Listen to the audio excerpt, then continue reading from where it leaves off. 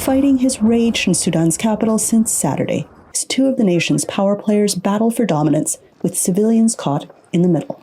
The top U.S. diplomat said he delivered a message to the heads of the Sudanese armed forces and the paramilitary rapid support forces. This morning, I made calls to Generals Burhan and Hamedi, urging them to agree to a 24-hour ceasefire, to allow Sudanese to safely reunite with their families, and to obtain desperately needed relief supplies. General Abdel Fattah Burhan joined forces with General Mohammed Hamdan Dagalo, better known as Hamedi, to mount a 2021 coup.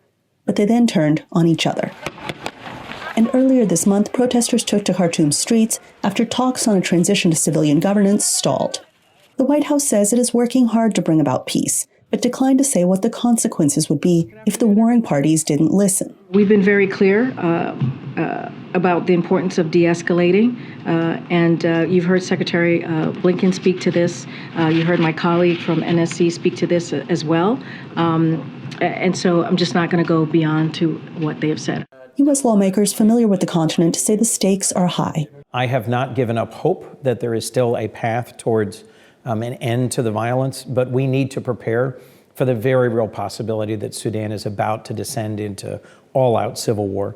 My concern is that this may quickly become a proxy war. Analysts say the U.S. has little room to maneuver. Washington's ties with Khartoum have long been strained, and the U.S. suspended assistance to Sudan during the 2021 coup. Well, I think the challenge here is that the leverage that Washington has left is not leverage that it wants to put on the table, and that's the use of punitive measures. I think for the last 6 months, you've seen Washington, and even since the coup, using an engagement strategy and an incentive strategy to try to bring the generals around to relinquishing power.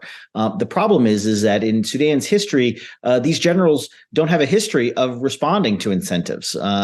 Just like they govern the country through fear, intimidation, and their own punitive measures, that's what they respond to themselves.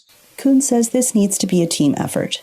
We do have some leverage, but there's other players in the region that also have a lot at stake and some leverage, and we need to work with them in close coordination. That work has begun with the Arab League, Egypt, and the United Nations all saying they will work towards peace. But how soon can they put out the flames in Khartoum?